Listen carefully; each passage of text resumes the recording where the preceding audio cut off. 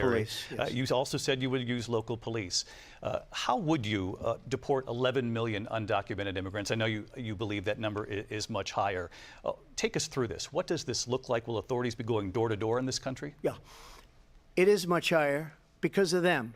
They allowed criminals, many millions of criminals.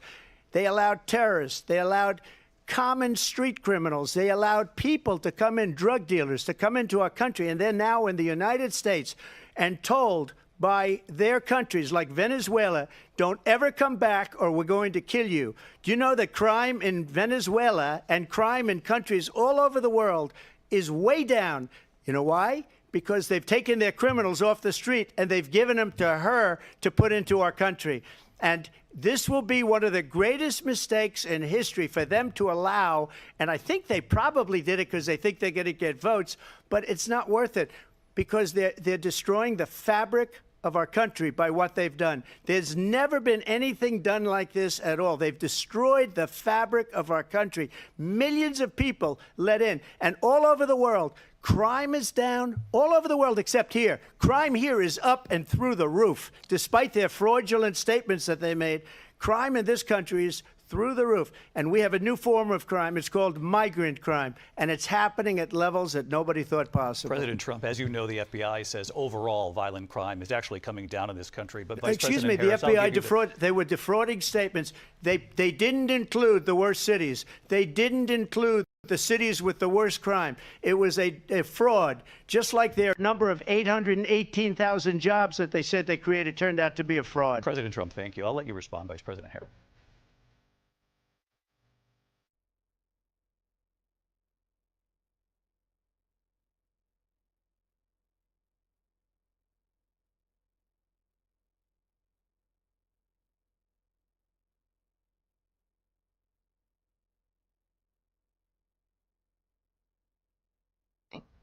And let's be clear where each person stands on the issue of what is important about respect for the rule of law and respect for law enforcement. The former vice president called for defunding federal law enforcement, 45,000 agents, get this, on the day after he was arraigned on 34 felony counts. So let's talk about what is important in this race. It is important that we move forward, that we turn the page on this same old tired rhetoric and address the needs of the American people, address what we need to do about the housing shortage, which I have a plan for, address what we must do to support our small businesses, address bringing down the price of groceries. But frankly, the American people are exhausted with this same old tired playbook. Vice President Harris, thank you. Excuse me. Every one of those cases was started by them against their political opponent. And I'm winning most of them, and I will win the rest on appeal. And you saw that with the decision that came down just recently from the Supreme Court. I'm winning most of them. But those are cases, it's called weaponization. Never happened in this country. They weaponized the Justice Department. Every one of those cases was involved with the DOJ, from Atlanta and Fani Willis to the Attorney General of New York and the DA in New York. Every one of those cases. And then they say, oh, he's a criminal. They're the ones that made them go after me. By the way, Joe Biden was found essentially guilty on the documents case. And what happened in my documents case? They said, oh, that's the toughest of them all. A complete and total victory. 2 months ago, it was thrown out. It's weaponization, and they used it, and it's never happened in this country. They used it to try and win an election. They're fake cases. President Trump, thank you. A really quick response here, Vice President Harris, on this notion of weaponization of the Justice Department. Well, let's talk about extreme and understand the context in which this election in 2024 is taking place. The United States Supreme Court recently ruled that the former president would essentially be immune from any misconduct if he were to enter the White House again. Understand, this is some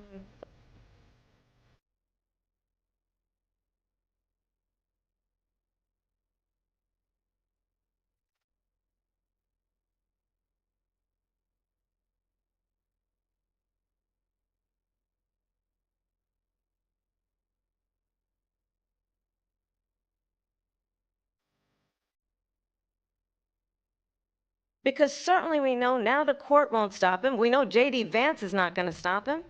It's up to the American people Vice to President stop Harris, him. thank you. Lindsay? Vice President Harris, in your last run for president. This is the one that weaponized, not me. She weaponized. A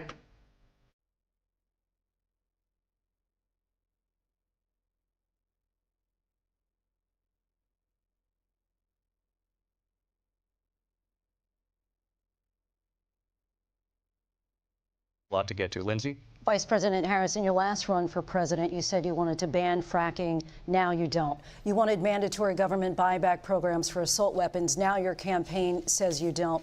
You supported decriminalizing border crossings. Now you're taking a harder line. I know you say that your values have not changed. So then why have so many of your policy positions changed? So have not changed, and I'm going to discuss every one of the, at least every point that you've made. But in particular, let's talk about fracking because we're here in Pennsylvania. I made that very clear in 2020. I will not ban fracking. I have not banned fracking as Vice President of the United States. And in fact, I was the tie-breaking vote on the Inflation Reduction Act, which opened new leases for fracking. My position is that we have got to invest in diverse sources of energy so we reduce our reliance on foreign oil. We have had the largest increase in domestic oil production in history because of an approach that recognizes that we cannot over-rely on foreign oil. As it relates to my values, let me tell you, I grew up a middle-class kid raised by a hardworking mother who worked and saved and was able to buy our first home when I was a teenager. The values I bring to the importance of home ownership, knowing not everybody got handed $400 million on a silver platter and then filed bankruptcy 6 times, is a value that I bring to my work to say we are going to work with the private sector and home builders to increase 3 million homes, increase by 3 million homes by the end of my first term. My work that is related to having a friend when I was in high school who was sexually assaulted by her stepfather. And my focus then on protecting women and children from violent crime is based on a value that is deeply grounded in the importance of standing up for those who are most vulnerable. My work that is about protecting Social Security and Medicare is based on long-standing work that I have done, protecting seniors from scams. My values have not changed. And what is important is that there is a president who actually brings values and a perspective that is about lifting people up and not beating people down and name-calling. The true measure of the leader is the leader who actually understands the strength is not in beating people down, it's in lifting people up. I intend to be that president. President Trump, your Well, response? first of all, I wasn't given $400 million. I wish I was. My father was a Brooklyn builder, Brooklyn, Queens, and a great father, and I learned a lot from him. But I was given a fraction of that, a tiny fraction, and I built it into many, many billions of dollars, many, many billions. And when people see it, they are even surprised. So we don't have to talk about that. Fracking, she's been against it for 12 years. Defund the police, she's been against that forever. She gave all that stuff up very wrongly, very horribly, and everybody's laughing at it, okay? They're all laughing at it. She gave up at least 12 and probably 14 or 15 different policies. Like, she was big on defund the police. In Minnesota, she went out, wait a minute, I'm talking now, if you don't mind, please. Does that sound familiar? She went out in Minnesota and wanted to let criminals that killed people, that burned down Minneapolis, she went out and raised money to get them out of jail. She did things that nobody would ever think of. Now she wants to do transgender operations on illegal aliens that are in prison. This is a radical left liberal that would do this. She wants to confiscate your guns, and she will never allow fracking in Pennsylvania. If she won the election, fracking in Pennsylvania will end on day one. Just to finish, one thing so important in my opinion. So I got the oil business going like nobody has ever done before. When they took over, they got rid of it, started getting rid of it, and the prices were going up the roof. They immediately let these guys go to where they were. I would have been 5 times, 4 times, 5 times higher, because you're talking about 3.5 years ago. They got it up to where I was because they had no choice, because the prices of energy were quadrupling and doubling. You saw what happened to gasoline. So they said, let's go back to Trump. But if she won the election, the day after that election, they'll go back to destroying our country, and oil will be dead, fossil fuel will be dead. We'll go back to windmills, and we'll go back to solar, where they need a whole desert to get some energy to come out of it. You ever see a solar plant? By the way, I'm a big fan of solar, but they take 400, 500 acres of desert President soil. Trump, we have a These lot are of not good issues things that we for the have to get to. environment that We're she out of time. understands. Thank you. Lindsay, thank you. We have an election in just 56 days. And I want to talk about the peaceful transfer of power, which, of course, we all know is a cornerstone of our democracy, and the role of a president in a moment of crisis. Mr. President, on January 6th, you told your supporters to march to the Capitol. You said you would be right there with them. The country and the world saw what played out at the Capitol that day, the officers coming under attack. Aides in the West Wing say you watched it unfold on television off the Oval Office. You did send out tweets, but it was more than 2 hours before you sent out that video message telling your supporters to go home. Is there anything you regret about what you did on that day? You just said a thing that isn't covered. Peacefully and patriotically, I said during my speech, not later on. Peacefully and patriotically. And nobody on the other side was killed. Ashley Babbitt was shot by an out-of-control police officer that should have never, ever shot her. It's a disgrace. But we didn't do this group of people that have been treated so badly.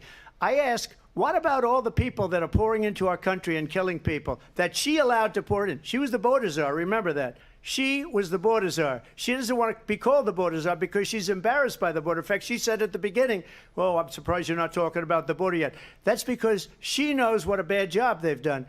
What about those people? What are they going to be prosecuted? When are these people from countries all over the world, not just South America? They're coming in from all over the world, David, all over the world. And crime rates are down all over the world because of it. But let me just when ask are those, David, when are those people going to be prosecuted? When are the people that burned down Minneapolis going to be prosecuted? Or in Seattle? They went into Seattle. They took over a big percentage of the city of Seattle. When are those people going to be prosecuted? But let me just ask you. You might ask her that question. You were the president. You were watching it unfold on television. It's a very simple question as we move forward toward another election. Is there anything you regret about what you did on that day? Yes or no? I had nothing to do with that other than they asked me to make a speech. I showed up for a speech. I said, I think it's going to be big. I went to Nancy Pelosi and the mayor of Washington, D.C., and the mayor put it back in writing, as you know. I said, you know, this is going to be a very big rally or whatever you want to call it. And again, it wasn't done by me. It was done by others. I said, I'd like to give you 10,000 National Guard or soldiers. They rejected me. Nancy Pelosi rejected me. It was just 2 weeks ago. Her daughter has a tape of her saying she is fully responsible for what happened. They want to get rid of that tape. It would have never happened if Nancy Pelosi and the mayor of Washington did their jobs. I wasn't responsible for security. Nancy Pelosi was responsible. She didn't do her job. The question was about you as president, not about former Speaker Pelosi, but I do want Vice President Harris to respond here. I was at the Capitol on January 6th. I was the vice president-elect. I was also an acting senator. I was there. And on that day, the President of the United States incited a violent mob to attack our nation's capital, to desecrate our nation's capital. On that day, 140 law enforcement officers were injured, and some died. And understand, the former president has been indicted and impeached for exactly that reason. But this is not an isolated situation. Let's remember Charlottesville, where there was a mob of people carrying tiki torches, spewing anti-Semitic hate. And what did the president then at the time say? There were fine people on each side. Let's remember that when it came to the Proud Boys, a militia, the president said, the former president said, stand back and stand by. So for everyone watching who remembers what January 6th was, I say we don't have to go back. Let's not go back. We're not going back. It's time to turn the page. And if that was a bridge too far for you, well, there is a place in our campaign for you to stand for country, to stand for our democracy, to stand for rule of law, and to end the chaos, and to end the approach that is about attacking the foundations of our democracy because you don't like the outcome. And be clear on that point. Donald Trump, the candidate, has said in this election there will be a bloodbath if this and the outcome of this election is not to his liking. Let's turn the page on this. Let's not go back. Let's chart a course for the future and not go backwards to the past. Let me just follow up here. It was a different term, and it was a term that related to energy because they have destroyed our energy business. That was where bloodbath was. Also, on Charlottesville, that story has been, as you would say, debunked. Laura Ingraham, Sean Hannity, Jesse, all of these people, they covered it. If they go an extra sentence, they will see it was perfect. It was debunked in almost every newspaper, but they still bring it up, just like they bring 2025 up. They bring all of this stuff up. I ask you this. You talk about the Capitol. Why are we allowing these millions of people to come through on the southern border? How come she's not doing anything? And I'll tell you what I would do, and I would be very proud to do it. I would say we would both leave this debate right now. I'd like to see her go down to Washington, D.C. during this debate because we're wasting a lot of time. Go down to, because she's been so bad, it's so ridiculous. Go down to Washington, D.C. and let her sign a bill to close up the border because they have the right to do it. They don't need bills. They have the right to do it. The President of the United States, you'll get him out of bed. You'll wake him up at 4 o'clock in the afternoon. You'll say, come on down to the office. Let's sign a bill. If he signs a bill that the border is closed, all he has to do is say it to the Border Patrol, who are phenomenal. If they do that, the border is closed. Mr. Those President, people are killing many people, unlike J6. We talked immigration here tonight. I do want to focus on this next issue to both of you because it really brings us this into focus, truth in these times that we're living in. Mr. President, for 3.5 years after you lost the 2020 election, you repeatedly falsely claimed that you won, many times saying you won in a landslide. In the past couple of weeks leading up to this debate, you have said, quote, you lost by a whisker, that you, quote, didn't quite make it, that you came up a little bit short. I said that? Are you now acknowledging that you lost in 2020? No, I don't acknowledge that at all. But I you said did that say sarcastically. That. You know that.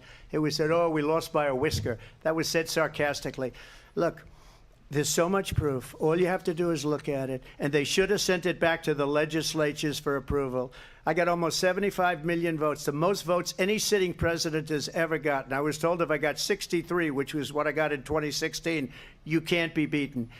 The election, people should never be thinking about an election as fraudulent. We need two things. We need walls, and we have to have it. We have to have borders, and we have to have good elections. Our elections are bad. And a lot of these illegal immigrants coming in, they're trying to get them to vote. They can't even speak English. They don't even know what country they're in practically. And these people are trying to get them to vote. And that's why they're allowing them to come into our country. I did watch all of these pieces of video. I didn't detect the sarcasm, lost by a whisker. We didn't quite make it. And we should just point out here as clarification, and you know this, you and your allies, 60 cases in front of many judges, many of them Republican. No judge looked at it. And said they there was said no we didn't have widespread fraud. standing. That's the other thing. They said we didn't have standing, a technicality. Can you imagine a system where a person in an election doesn't have standing? The President of the United States doesn't have standing. That's how we lost. If you look at the facts, and I'd love to have you'll do a special on it. I'll show you Georgia, and I'll show you Wisconsin, and I'll show you Pennsylvania, and I'll show you. We have so many facts and statistics, but you know what? That doesn't matter because we have to solve the problem that we have right now. That's old news. And the problem that we have right now is we have a nation in decline, and they have put it into decline. We have a nation that is dying, David. Mr. President, thank you. Vice President Harris, you heard the president there tonight. He said he didn't say that he lost by a whisker. So he still believes he did not lose the election that was won by President Biden and yourself. But I do want to ask you about something that's come up in the last couple of days. This was a post from President Trump about this upcoming election just weeks away. He said, when I win, those people who cheated, and then he lists donors, voters, election officials, he says will be prosecuted to the fullest extent of the law, which will include long-term prison sentences. One of your campaign's top lawyers responded saying, "We won't let Donald Trump intimidate us. We won't let him suppress the vote." Is that what you believe he's trying to do here? Donald Trump was fired by 81 million people. So let's be clear about that. And clearly he is having a very difficult time processing that. But we cannot afford to have a president of the United States who attempts, as he did in the past, to upend the will of the voters in a free and fair election. And I'm going to tell you that I have traveled the world as Vice President of the United States, and world leaders are laughing at Donald Trump. I have talked with military leaders, some of whom worked with you, and they say you're a disgrace.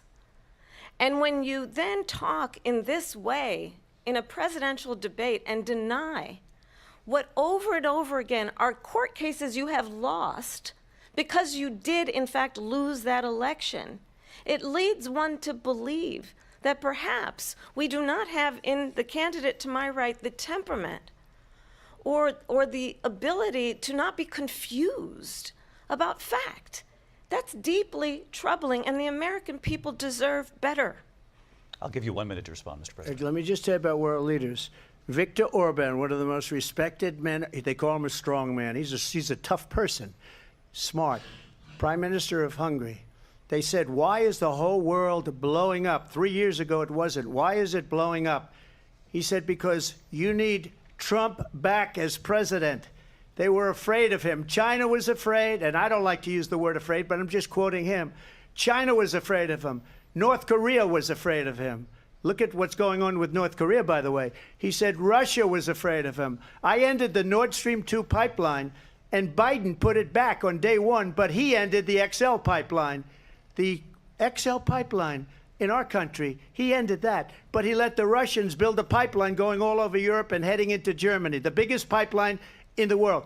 Look, Viktor Orban said it. He said the most respected, most feared person is Donald Trump. We had no problems when Trump was president, but when this weak, pathetic man that you saw at a debate just a few months ago, that if he weren't in that debate, he'd be running instead of her. She got no votes. He got 14 million votes. What you did, you talk about a threat to democracy. He got 14 million votes, and they threw him out of office. And you know what? I'll give you a little secret. He hates her. He can't stand her. But he got 14 million votes. They threw him out. She got 0 votes. And when she ran, she was the first one to leave because she failed. And now she's running. I don't understand it, but I'm okay with it because your time is I think up. we're going to do very well. We've got a lot more to get to. Turning now to the Israel-Hamas war and the hostages who are still being held, Americans among them. Vice President Harris, in December, you said, quote, Israel has a right to defend itself, but you added, quote, it matters how, saying international humanitarian law must be respected. Israel must do more to protect innocent civilians. You said that 9 months ago. Now an estimated 40,000 Palestinians are dead. Nearly 100 hostages remain. Just last week, Prime Minister Benjamin Netanyahu said there's not a deal in the making. President Biden has not been able to break through the stalemate. How would you do it? Well, let's understand how we got here. On October 7, Hamas, a terrorist organization, slaughtered 1,200 Israelis. Many of them young people who were simply attending a concert. Women were horribly raped.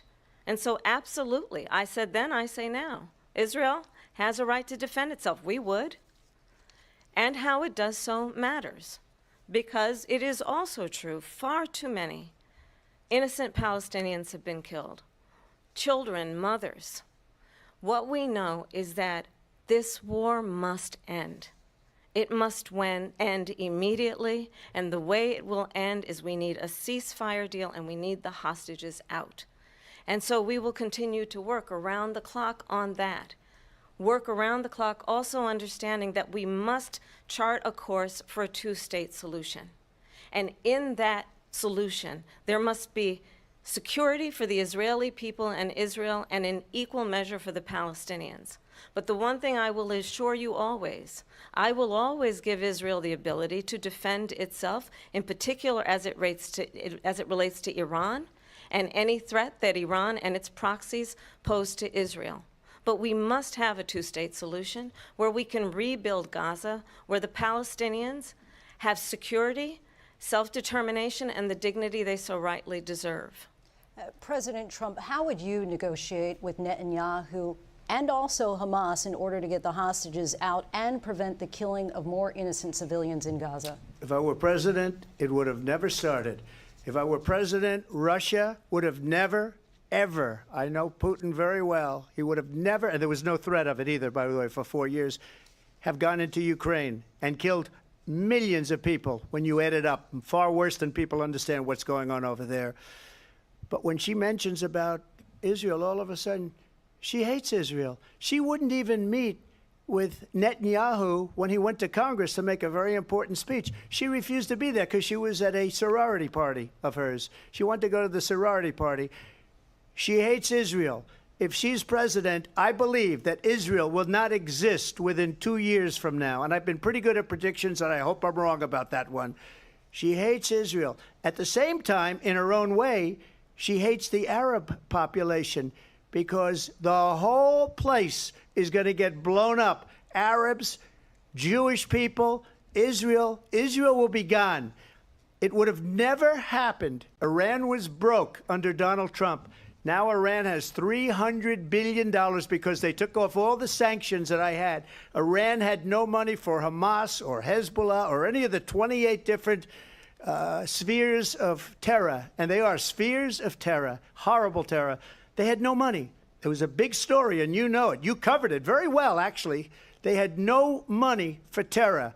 They were broke. Now they're a rich nation, and now what they're doing is they're spreading that money around. Look at what's happening with the Houthis and Yemen.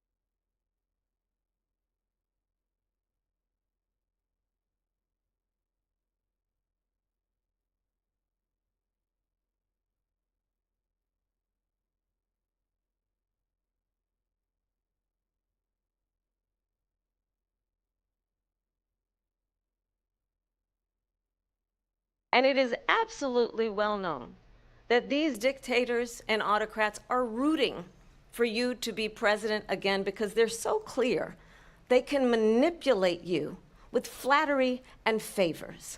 And that is why so many military leaders who you have worked with have told me you are a disgrace.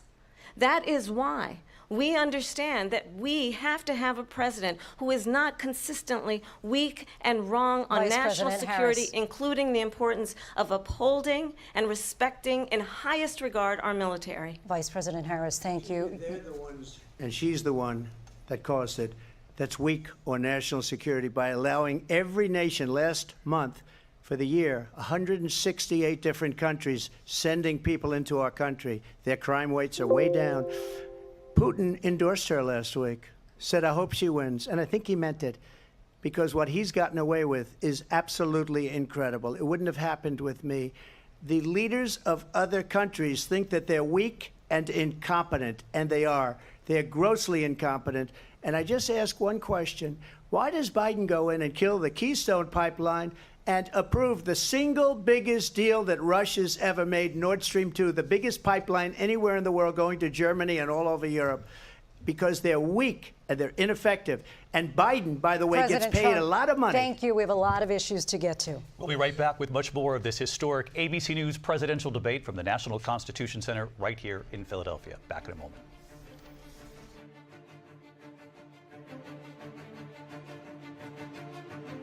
The ABC News presidential debate will continue after this.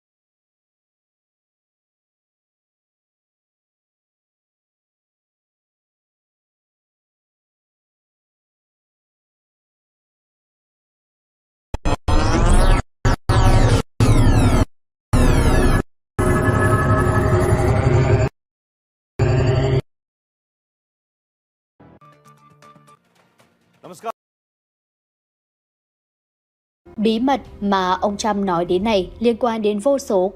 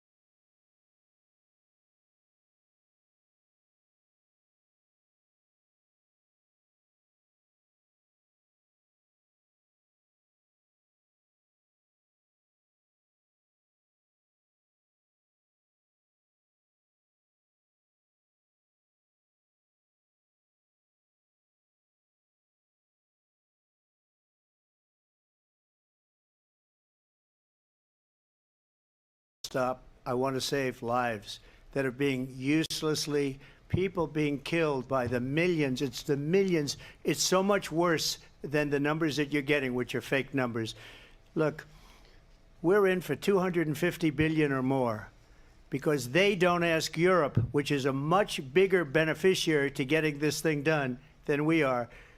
They're in for $150 billion less because Biden and you don't have the courage to ask Europe like I did with NATO.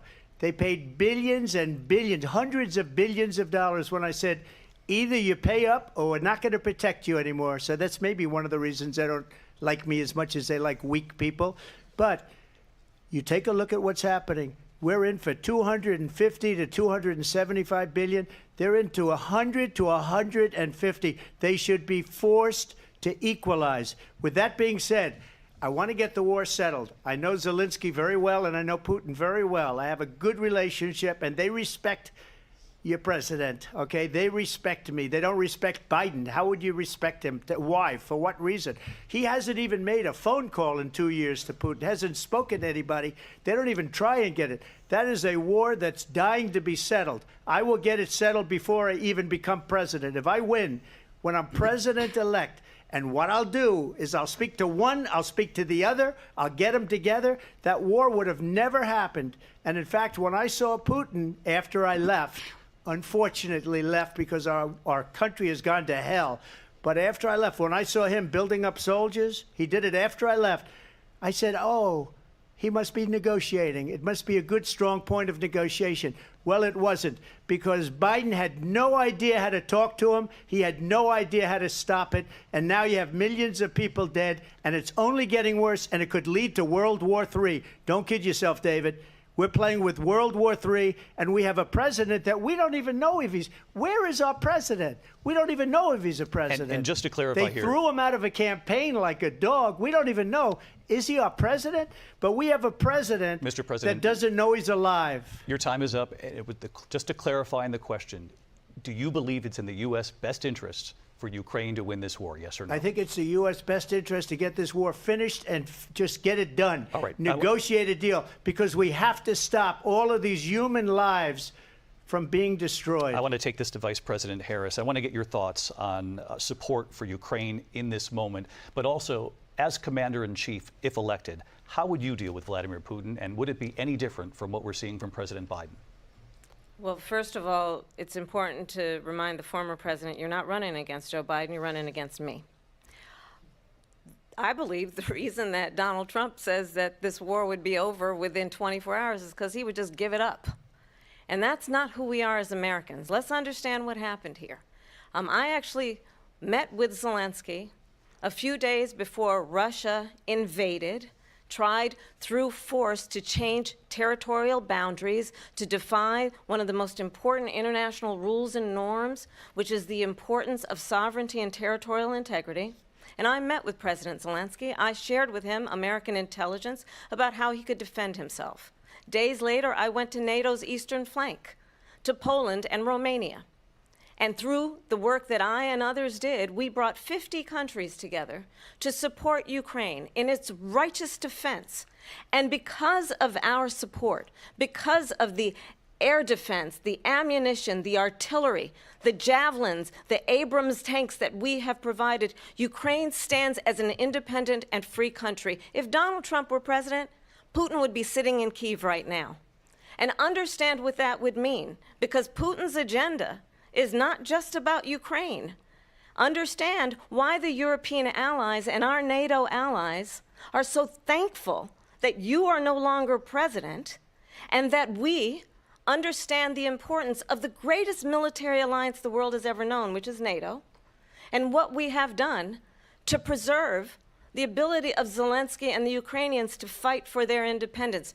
Otherwise, Putin would be sitting in Kyiv with his eyes on the rest of Europe, starting with Poland. And why don't you tell the 800,000 Polish Americans right here in Pennsylvania how quickly you would give up for the sake of favor and what you think is a friendship with what is known to be a dictator who would eat you for lunch.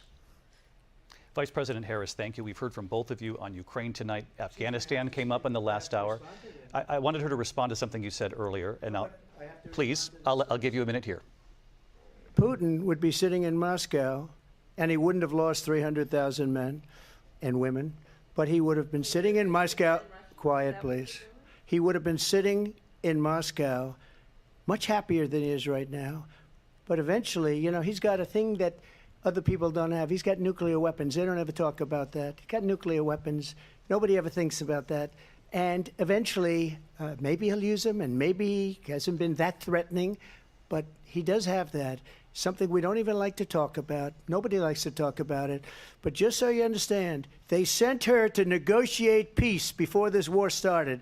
3 days later, he went in and he started the war, because everything they said was weak and stupid.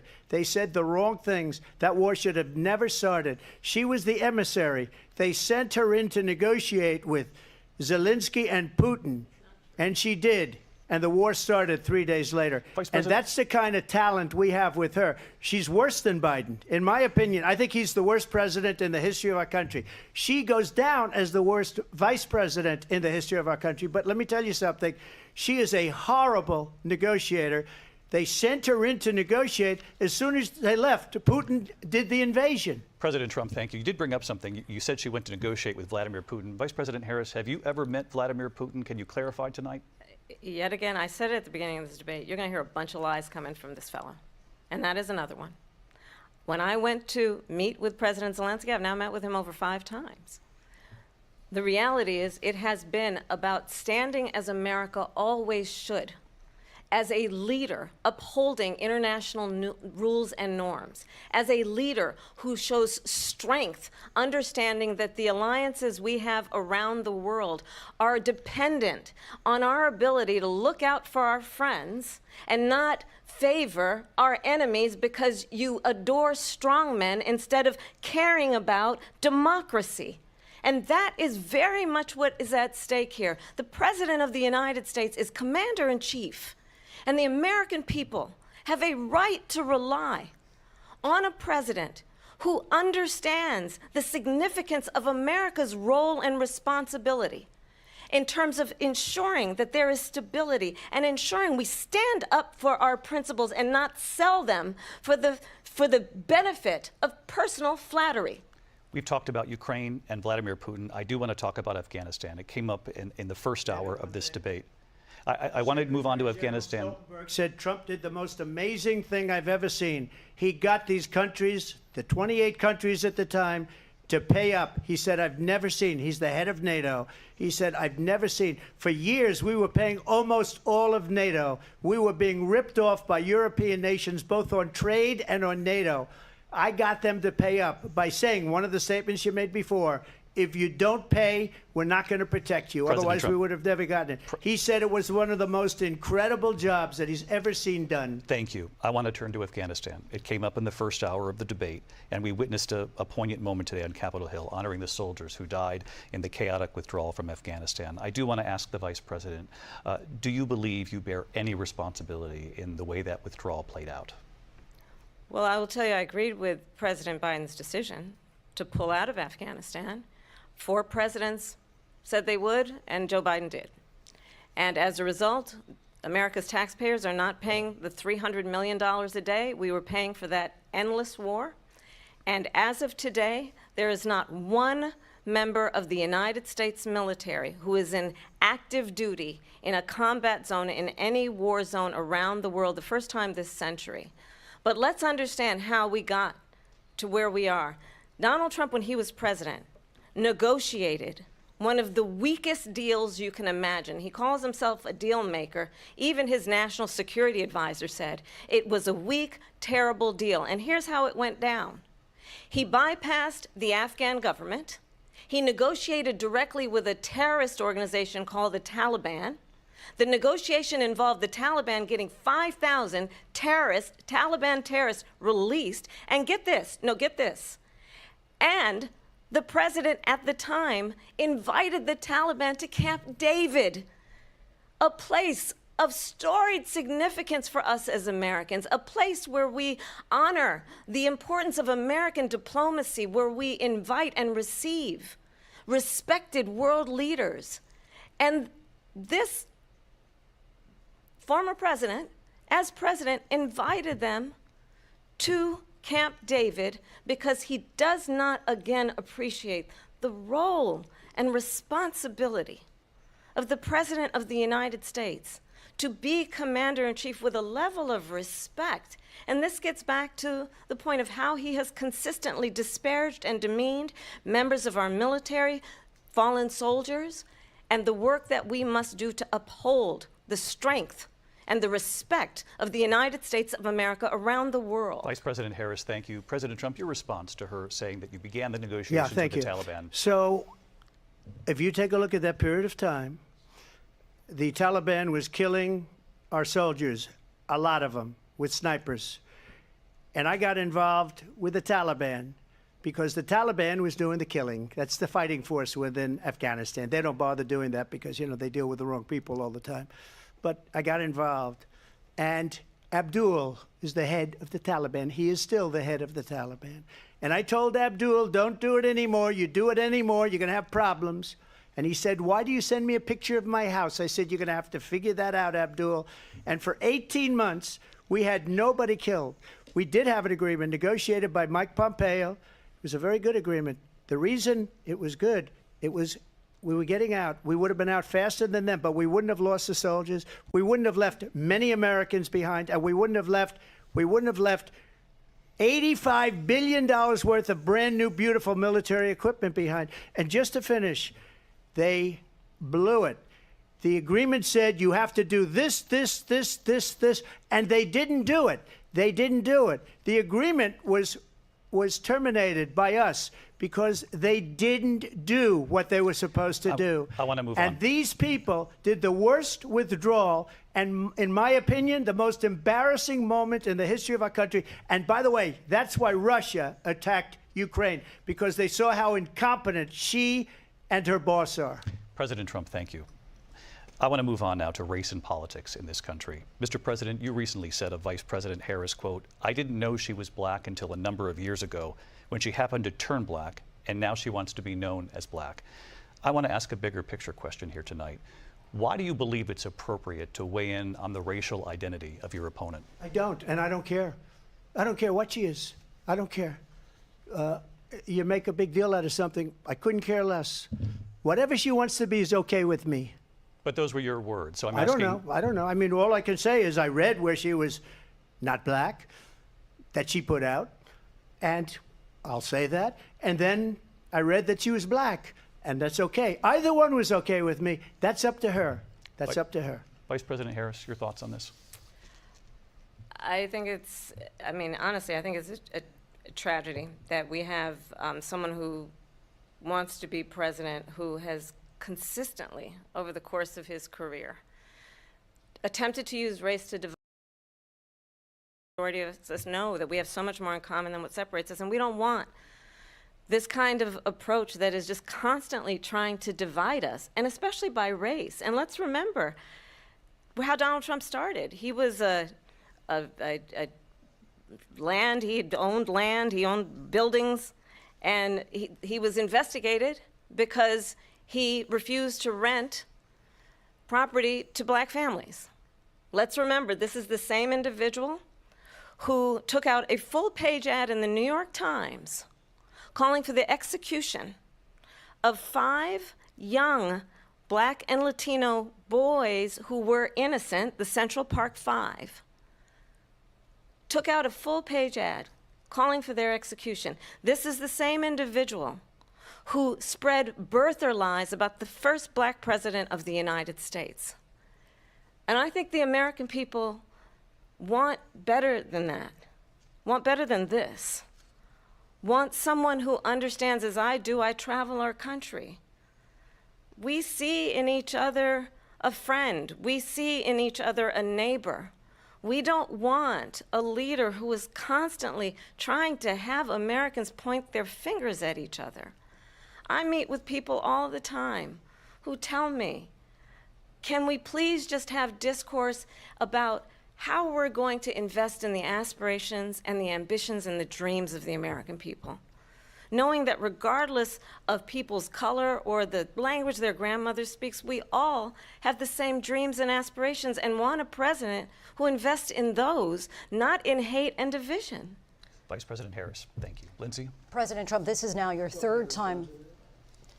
This is the most divisive presidency in the history of our country. There's never been anything like it. They're destroying our country, and they come up with things like what she just said. Going back many, many years, when a lot of people, including Mayor Bloomberg, agreed with me on the Central Park 5, they admitted, they said, they pled guilty. And I said, well, if they pled guilty, they badly hurt a person, killed a person ultimately. And if they pled guilty, then they pled, we're not guilty. But this is a person that has to stretch back years, 40, 50 years ago, because there's nothing now. I built one of the greatest economies in the history of the world, and I'm going to build it again. It's going to be bigger, better, and stronger. But they're destroying our economy. They have no idea what a good economy is.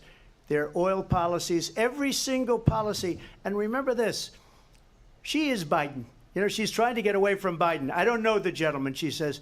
She is Biden. The worst inflation we've ever had, a horrible economy because inflation has made it so bad, and she can't get away with that. Thank you. Your time is up, Lindsay. I want to respond to that, though. I want to just respond briefly. Clearly, I am not Joe Biden, and I am certainly not Donald Trump. And what I do offer is a new generation of leadership for our country, one who believes in what is possible, one who brings a sense of optimism about what we can do instead of always disparaging the American people.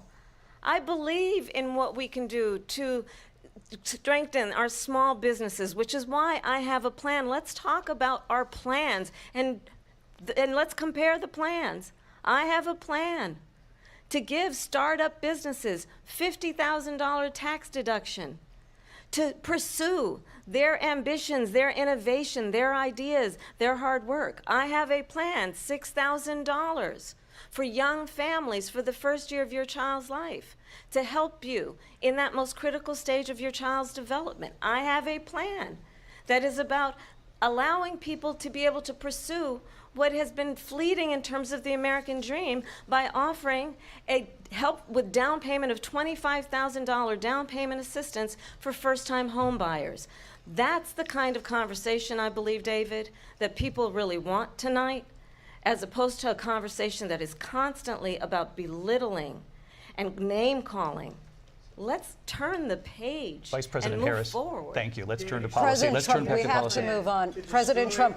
Let's turn to policy, She please. has a plan to defund the police. She has a plan to confiscate everybody's gun. President Trump, she we has do a have to plan move to on to not other allow issues. fracking in Pennsylvania or anywhere else. Okay. Thank you, That's Mr. what her President. plan is until just recently. I just need Lindsay, to go ahead. respond President because Trump, no, the President former Trump. president has No, said I'm something sorry. twice that I need to No, respond to. I'm sorry. We're I going just need to move respond on, Vice one President time Harris. to what he has President said Trump, this multiple is times. now your Yes. third time running for president. You have long vowed to repeal and replace the Affordable Care Act, also known as Obamacare. You have failed to accomplish that. You now say you're going to keep Obamacare, quote, unless we can do something much better. Correct. Last month you said, quote, we're working on it. So tonight, 9 years after you first started running, do you have a plan, and can you tell us what it is? Obamacare was lousy health care, always was. It's not very good today.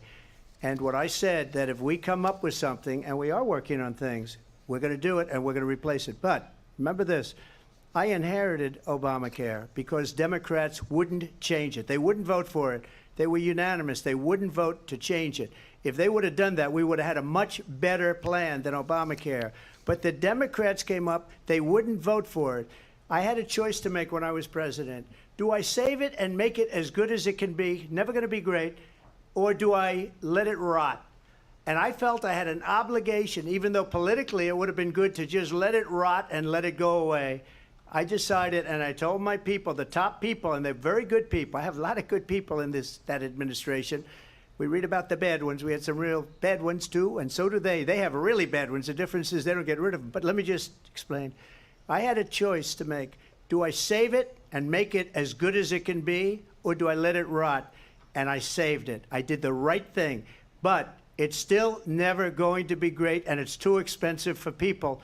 And what we will do is we're looking at different plans. If we can come up with a plan that's going to cost our people, our population, less money and be better health care than Obamacare, then I would absolutely do it. But until then, I'd run it as good as it can be run. So just a yes or no, you still do not have a plan? I have concepts of a plan. I'm not president right now. But if we come up with something, I would only change it if we come up with something that's better and less expensive. And there are concepts and options we have to do that. And you'll be hearing about it in the not too distant future. Vice President Harris, in 2017, you supported Bernie Sanders' proposal to do away with private insurance and create a government-run healthcare system. 2 years later, you proposed a plan that included a private insurance option. What is your plan today?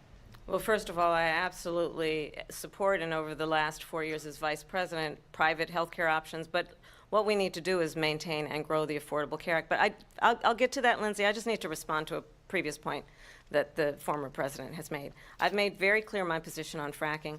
And then this business about taking everyone's guns away. Tim Walz and I are both gun owners. We're not taking anybody's guns away. So stop with the continuous lying about this stuff. as it relates to the Affordable Care Act, understand, just look at the history to know where people stand. When Donald Trump was president, 60 times he tried to get rid of the Affordable Care Act. 60 times. I was a senator at the time when I will never forget the early morning hours when it was up for a vote in the United States Senate. And the late, great John McCain, who you have disparaged as being, you don't like him, you said, at the time because he got caught. He was an American hero. The late, great John McCain, I will never forget that night, walked onto the Senate floor and said, no, you don't. No, you don't. No, you don't get rid of the Affordable Care Act. You have no plan.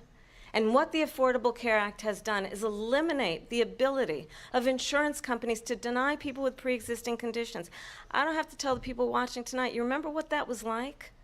Remember when an insurance company could deny if a child had asthma, if someone was a breast cancer survivor, if a grandparent had diabetes? And thankfully, as I've been vice president and we over the last 4 years have strengthened the Affordable Care Act, we have allowed for the first time Medicare to negotiate drug prices on behalf of you, the American people. Donald Trump said he was going to allow Medicare to negotiate drug prices. He never did. We did. And now we have capped the cost of insulin at $35 a month. Since I've been vice president, we have capped the cost of prescription medication for seniors at $2,000 a year. And when I am president, we will do that for all people, understanding that the value I bring to this is that access to health care should be a right and not just a privilege of those who can afford it. And the plan has to be to strengthen the Affordable Care Act, not get rid of it, Vice pass as President prologue Harris, thank in terms you. of where Donald Trump stands on that. I want to move to an issue that's important for a lot She made of... a mistake. Number one, John McCain fought Obamacare for 10 years. But it wasn't only him. It were all of the Democrats that kept it going. And you know what? We can do much better than Obamacare, much less money. But she won't improve private insurance for people, private medical insurance. That's another thing she doesn't want to get. People Trump are paying privately for insurance that have worked hard and made money, and they want to have private. She wants everybody to be on government insurance where you wait 6 months for an operation that you need immediately. President Trump, thank you. We have another issue that we'd like to get to that's important for a number of Americans, in particular younger voters, and that's climate change. President Trump, with regard to the environment, you say that we have to have clean air and clean water. Vice President Harris, you call climate change an existential threat. The question to you both tonight is, what would you do to fight climate change? And Vice President Harris, we'll start with you. 1 minute for you each. Well, the former president had said that climate change is a hoax. And what we know is that it is very real. You ask anyone who lives in a state who has experienced these extreme weather occurrences, who now is either being denied home insurance or it's being jacked up. You ask anybody who has been the victim of what that means in terms of losing their home, having nowhere to go. We know that we can actually deal with this issue. The young people of America care deeply about this issue.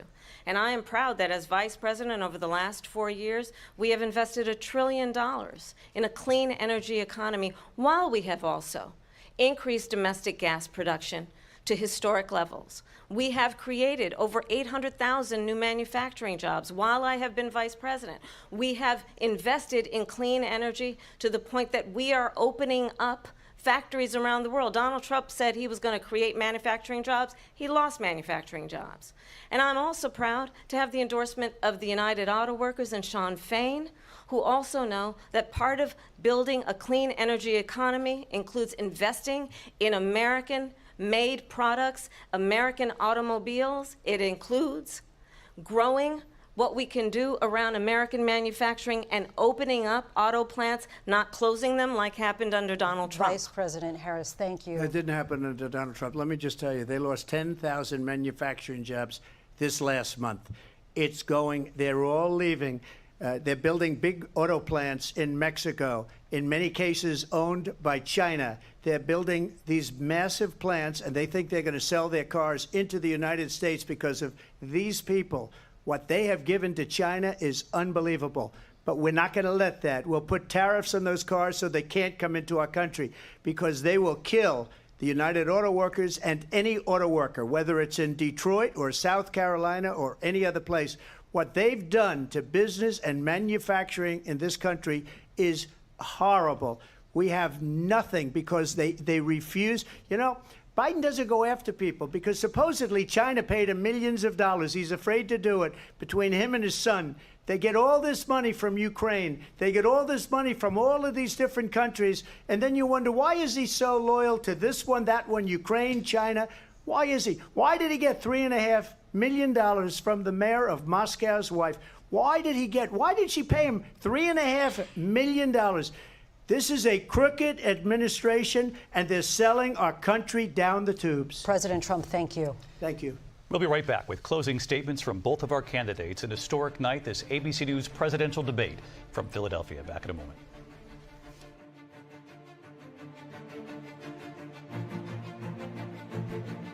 The ABC News presidential debate will continue after this.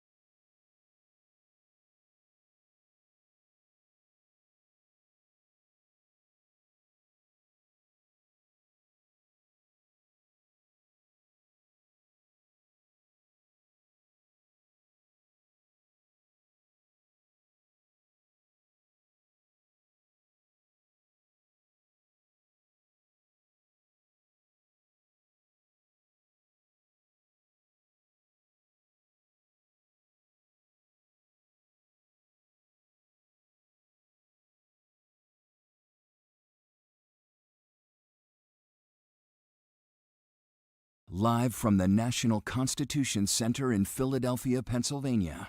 Here again, David Muir and Lindsay Davis.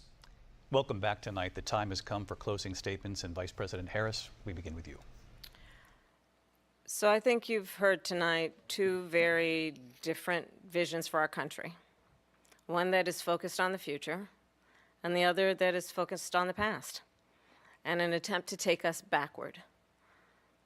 But we're not going back. And I do believe that the American people know we all have so much more in common than what separates us. And we can chart a new way forward. And a vision of that includes having a plan, understanding the aspirations, the dreams, the hopes, the ambition of the American people, which is why I intend to create an opportunity economy, investing in small businesses, in new families, in what we can do around protecting seniors, what we can do that is about giving hardworking folks a break and bringing down the cost of living. I believe in what we can do together that is about sustaining America's standing in the world and ensuring that we have the respect that we so rightly deserve, including respecting our military and ensuring we have the most lethal fighting force in the world. I will be a president that will protect our fundamental rights and freedoms, including the right of a woman to make decisions about her own body and not have her government tell her what to do. I'll tell you, I started my career as a prosecutor. I was a DA, I was an attorney general, a United States senator, and now vice president. I've only had one client, the people. And I'll tell you, as a prosecutor, I never asked a victim or a witness, are you a Republican or a Democrat? The only thing I ever asked them, are you okay? And that's the kind of president we need right now. Someone who cares about you and is not putting themselves first. I intend to be a president for all Americans and focus on what we can do over the next 10 and 20 years to build back up our country by investing right now in you, the American people. Vice President Harris, thank you. President Trump?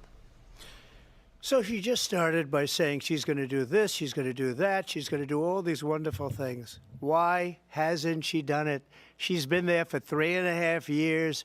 They've had 3.5 years to fix the border. They've had 3.5 years to create jobs and all the things we talked about. Why hasn't she done it? She should leave right now, go down to that beautiful White House, go to the Capitol, get everyone together and do the things you want to do, but you haven't done it, and you won't do it because you believe in things that the American people don't believe in. You believe in things like we're not going to frack, we're not going to take fossil fuel, we're not going to do things that are going to make this country strong, whether you like it or not. Germany tried that, and within 1 year they were back to building normal energy plants. We're not ready for it. We can't sacrifice our country for the sake of bad vision. But I just ask one simple question. Why didn't she do it? We're a failing nation. We're a nation that's in serious decline. We're being laughed at all over the world. All over the world, they're laughed. I know the leaders very well. They're coming to see me. They call me. We're laughed at all over the world. They don't understand what happened to us as a nation. We're not a leader. We don't have any idea what's going on. We have wars going on in the Middle East. We have wars going on with Russia and Ukraine. We're going to end up in a third world war, and it'll be a war like no other because of nuclear weapons, the power of weaponry. I rebuilt our entire military. She gave a lot of it away to the Taliban. She gave it to Afghanistan. What these people have done to our country, and maybe toughest of all, is allowing millions of people to come into our country. Many of them are criminals, and they're destroying our country. The worst president, the worst vice president in the history of our country. President Trump, thank you. And that is our ABC News presidential debate from here in Philadelphia at the National Constitution Center. I'm Lindsay Davis. And I'm David Muir. Thank you for watching here in the U.S. and all over the world, and from all of us here at ABC News. Good night.